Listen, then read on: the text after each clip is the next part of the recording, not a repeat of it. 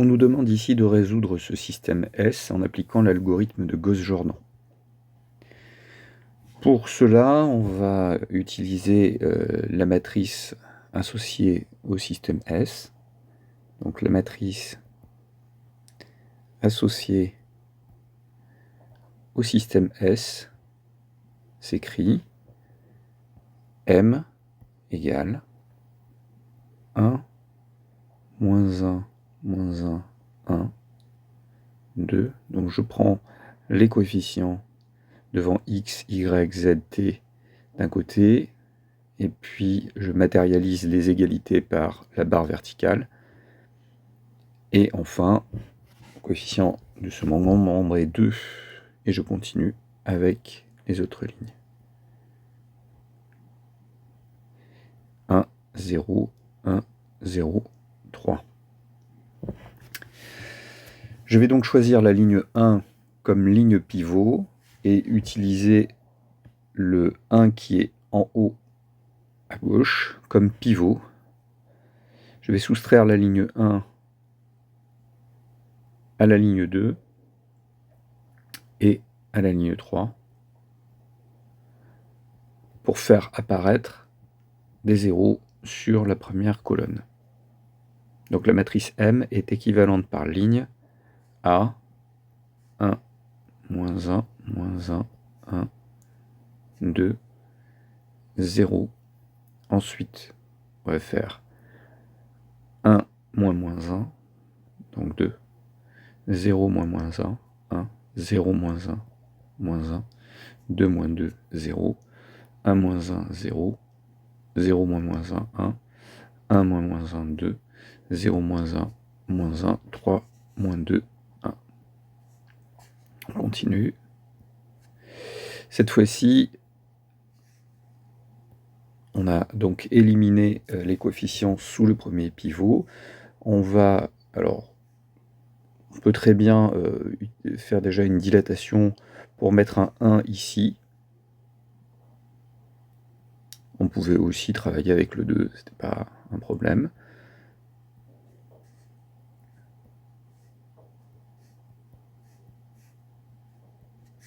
Donc 0, 1, 1 demi, moins 1 demi, 0, 0, 1, 2, moins 1, 1.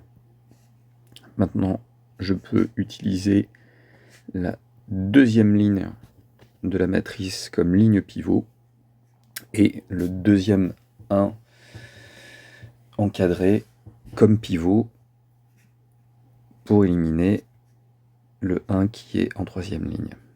Donc dans L3, je mets L3 moins L2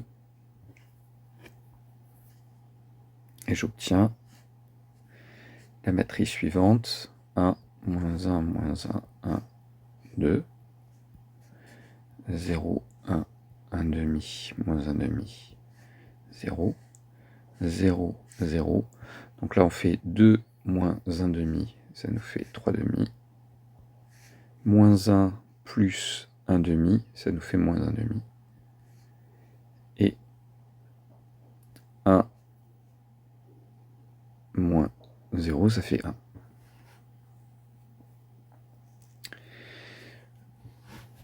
Je vais ensuite, donc là, je peux faire une dilatation de la ligne L3 en la multipliant par 2 tiers pour obtenir un pivot égal à 1. Donc 1, moins 1, moins 1, 1, 2, 0, 1, 1 demi, moins 1 demi, 0, 0, 0, 1, et 2 tiers fois moins 1 demi, ça fait moins 1 tiers.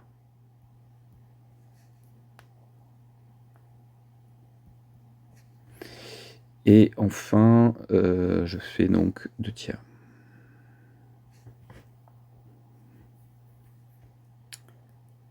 Alors là, l'algorithme de Gauss est terminé.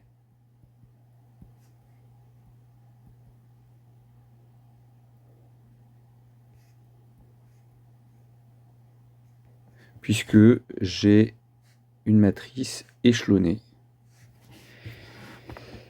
Mais ce n'est pas la matrice échelonnée réduite par ligne que l'on atteint grâce à l'algorithme de Gauss-Jordan. Donc on continue l'élimination de certains coefficients qui sont maintenant au-dessus des pivots. C'est-à-dire que maintenant, je vais utiliser la ligne L3 comme pivot pour éliminer les coefficients de la troisième colonne dans L2 et dans L1. Donc dans L2, je vais mettre moins 1,5 de L3, et dans L1, je vais mettre plus L3. Alors, donc je peux réécrire la dernière ligne qui n'a pas changé. Ici, donc, je garde ce 1, je fais en sorte de faire disparaître le 1,5, et donc maintenant, je n'ai plus ici qu'à faire moins 1,5,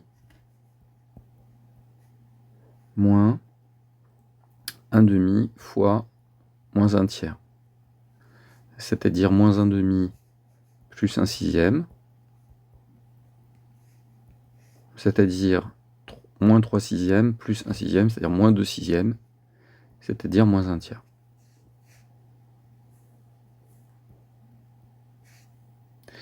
Ici, donc, je vais avoir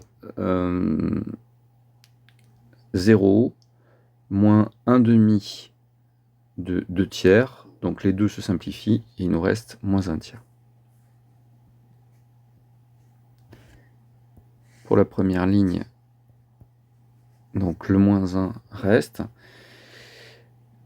Je vais faire moins 1 plus 1, ça fait 0, et puis 1 moins 1 tiers, ça fait 2 tiers. Et enfin, 2 plus 2 tiers, ça fait 6 tiers plus 2 tiers, ça fait 8 tiers.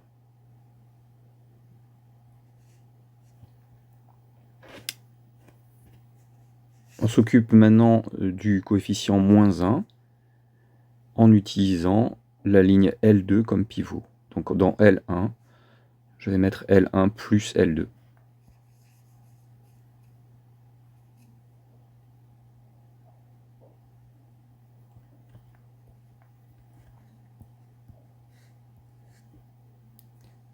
Donc là, ça nous fait 0, 0.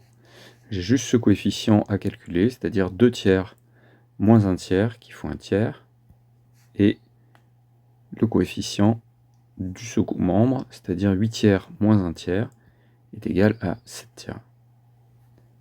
Je recopie les autres lignes, 0, 1, 0, moins 1 tiers, moins 1 tiers, 0, 0, 1, moins 1 tiers, 2 tiers. Alors là, on a maintenant la matrice échelonnée réduite par ligne, puisque sous chaque pivot, il y a des zéros. Au-dessus de chaque pivot, qui n'est pas le pivot en haut à gauche, il y a des zéros.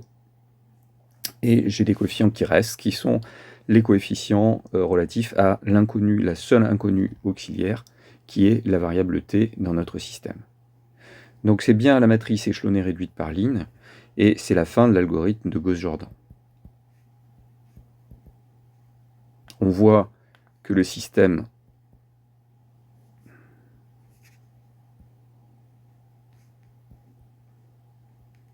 est de rang 3.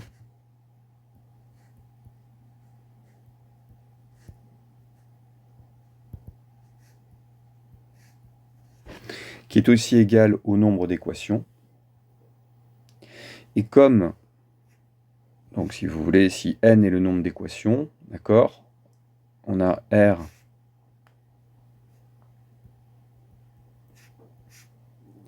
qui est égal à n, qui est égal à 3, qui est strictement inférieur à P, qui est égal à 4, c'est-à-dire P étant le nombre d'inconnus. Donc on sait dans ces cas-là qu'il y a une inconnue auxiliaire, et comme il n'y a pas d'équation auxiliaire à vérifier, il y a une infinité de solutions. On n'a plus qu'à écrire ces solutions, donc S égale, donc c'est l'ensemble des 6 Y, Z, T, tel que. Alors avant ça, peut-être qu'on peut écrire que le système S, pour que vous compreniez un petit peu mieux, est équivalent finalement à x égale, donc qui correspond à ce 1, moins 1 tiers de t plus 7 tiers, y égale 1 tiers de t moins 1 tiers, et enfin z égale 1 tiers de t plus 2 tiers. Et donc l'ensemble des solutions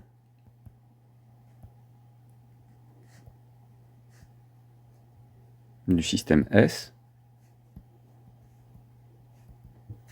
est donc S égale l'ensemble des x, y, z, t, d'accord, où x s'écrit moins 1 tiers de t plus 7 tiers,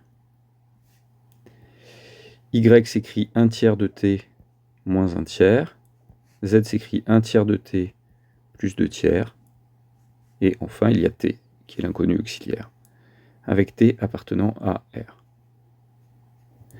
On isole donc ce qui est constant, donc ici 7 tiers moins 1 tiers, 2 tiers, 0, plus ce qui est en t, donc t facteur de moins 1 tiers, 1 tiers, 1 tiers et 1.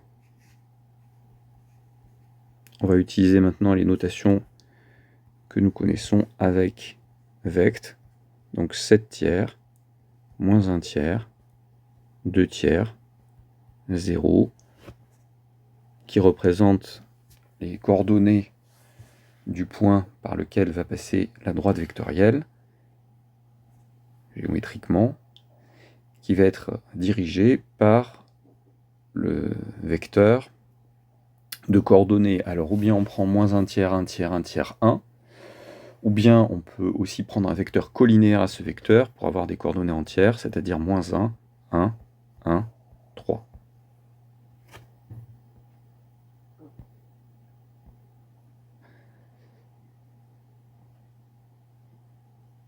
Et c'est le résultat final. Donc, voilà. Et donc, ceci est représenté géométriquement par une droite vectorielle, passant par le point de coordonnées 7 tiers moins 1 tiers, 2 tiers, 0, et dirigée par le vecteur moins 1 de coordonnées moins 1, 1, 1, 3 dans un repère de l'espace R4. Et ça correspond donc géométriquement au résultat.